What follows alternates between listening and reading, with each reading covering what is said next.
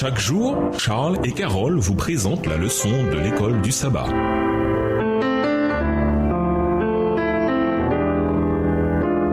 Bienvenue dans votre émission. Dieu nous parle. Nous voilà à la leçon 5.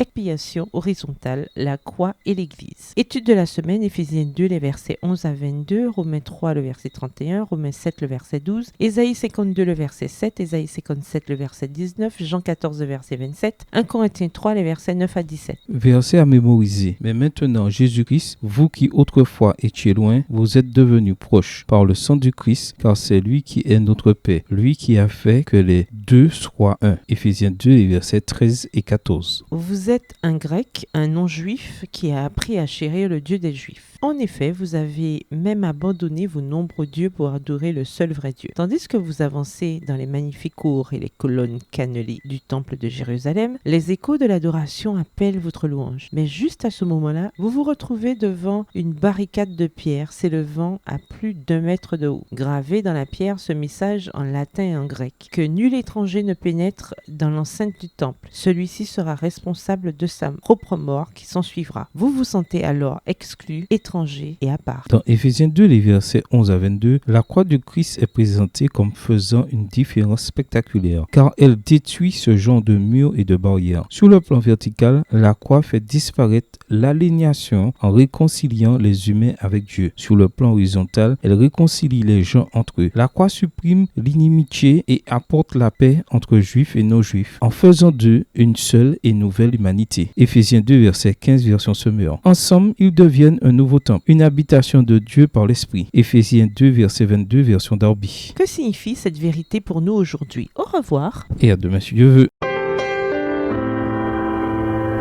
Dieu nous parle.